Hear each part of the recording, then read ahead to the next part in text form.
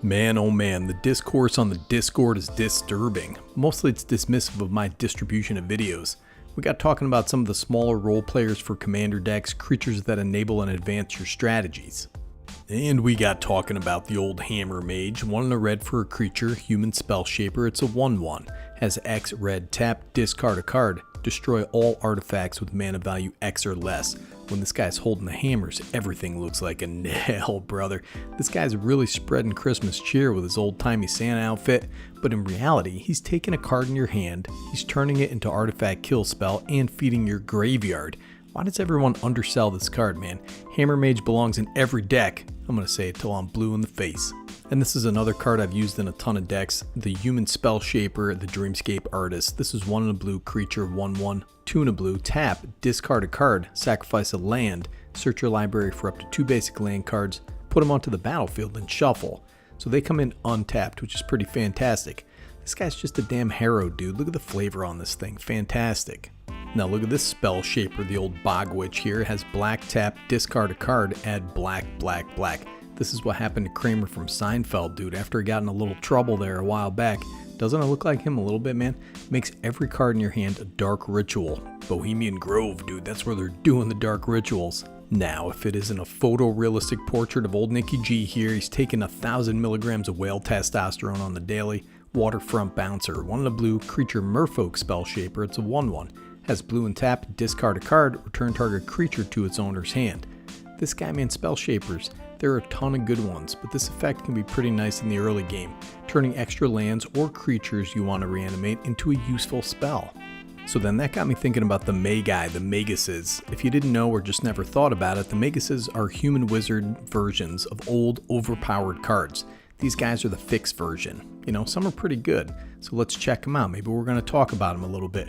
We're going to talk about use case scenarios, and let's subscribe to the channel, brother. I have a Patreon and the Discord chats, and I want you there, buddy. Now you might have seen this guy, the Magus of the Wheel, 2 and a red for a creature, human wizard, it's a 3/3, has 1 red tap, sacrifice it, each player discards their hand, then draws 7 cards. This guy's all abs, brother. Look at those abs, man. This is the fixed version of Wheel of Fortune. 3 mana, sorcery, everybody discards their hand, draws 7 cards. Definitely not as good as Wheel of Fortune, but I have used this guy 1,000 times. It's just a way to draw a bunch of cards. He gets himself right in the graveyard too, which is where I want him, dude. Listen, though you don't have the raw power of Wheel of Fortune, this can be activated at instant speed, including after this bald brother has been declared as a blocker, man. I dig this guy. And here's the Magus of the Moon. He's beautiful. 2 and a red for a creature, human wizard. It's a 2/2. Non-basic lands or mountains, buddy. Absolutely phenomenal, redundant Blood Moon. It's fairly costed and pretty nasty, man. $10 card right now. Great card for your red decks. Look at that art too, buddy. And then you got Magus of the Coffers. 4 and a black for a creature, human wizard. It's a 4/4. Has 2 and tap. Add black for each swamp you control. This guy, what a damn creep, dude. He's over here with his weird antlers. He's a real goth legend. He's got that eyeshadow going on. Cabal Coffers is great in a mono black deck, but it takes a land slot, so you really are paying 3 for all that mana you're getting. The old Magus here has the advantage of not taking a land slot, but he costs 5 mana and has to tap. Still a decently expensive card at about $5. Look at this guy, the Magus of the Candelabra, 1 green mana creature, human wizard, it's a 1/2. Has X, tap, untap X target lands. Candelabra of Tawnos, on the other hand, is an artifact. It's 1 generic mana, X tap, untap X target lands. This is one of my favorites here, dude. If you're decreasing the cost of activated abilities, you can come out mana positive. Or if you're creating Power Stone tokens or generating colorless mana but need colored mana, or have lands that are tapping for more than 1 mana, like with Zendikar Resurgent or something, this is your guy, man. Plus it's 1 mana for a 1/2. Looks like Dalsim, dude. Got a second career after Street Fighter. Now how's about Magus of the Moat? More like Magus of the Scrote, dude. 2 white creature, human wizard, it's a 0/3. Creatures without flying can attack. Fantastic. It's just a creature version of Moat. Same mana value. What is this guy doing out there? He's doing electricity, brother. It's a neat old card, man. Moat is like $1,000, so this is gonna have to do. Then we got the old Vineyard guy here. I'm not sure what the utility of giving away a whole bunch of mana has. You know, with the modern rule set, we don't mana burn anymore, dude. But this is a rehash of Eladamri's Vineyard. Nice looking card though, for sure. Magus of the Order, 2 green creature, human wizard, it's a 3/3, has green, tap, sacrifice it, and another green creature. Search your library for a green creature card, put it onto the battlefield, then shuffle. Now this is kind of a poopy natural order, but in decks that want this type of sacrifice, it can be a budget creature tutor, man. Remember, this and natural order put stuff directly onto the battlefield. Natural order, obviously a little better. Magus of the Mirror, 6 mana for a creature, human wizard, it's a 4/2. Has tap, sacrifice it, exchange life totals with target opponent, activate only during your upkeep. God damn, the art on this thing is grim, dude. Look at that. This is a takeoff on a Legends reserve list card called Mirror Universe. So that's also basically 6 mana, tap, sacrifice it, exchange life totals with target opponent, activate only during your upkeep. Classic Phil Foglio art on this thing. I won't say this Magus is useless, but I also would not say that it's good. At least the old mirror comes down without summoning sickness. Magus of the Future. This guy's chilling in an MC Escher painting, skinny legend out there, same cost as the card it's based on, Future Sight, with the same exact text. This card is a little pricey at 5 mana. Certain decks do want this effect though. Look at this guy, the Magus of the Disc, 2 white creature, human wizard, it's a 2/4, enters the battlefield tapped, has 1 untap, destroy all artifacts, creatures, and enchantments. This guy looks like Flavor Flav with that necklace, dude.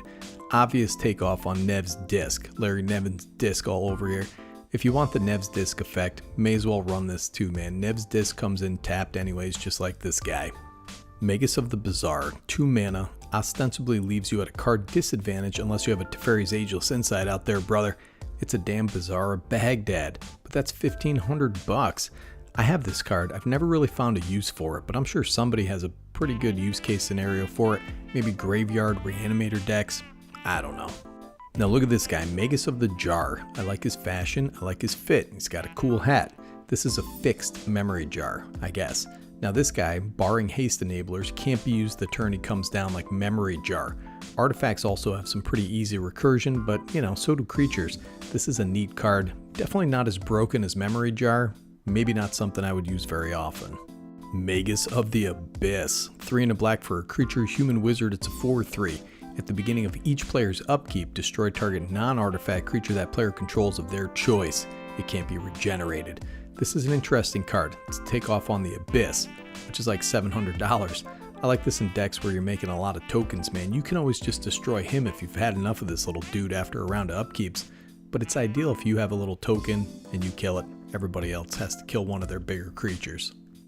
Well, listen, balance is banned. You know, I have no idea why, dude. That's one of those cards I think was a no fun card as viewed by the Timmies on the Commander Rules Committee back in 2010 or something.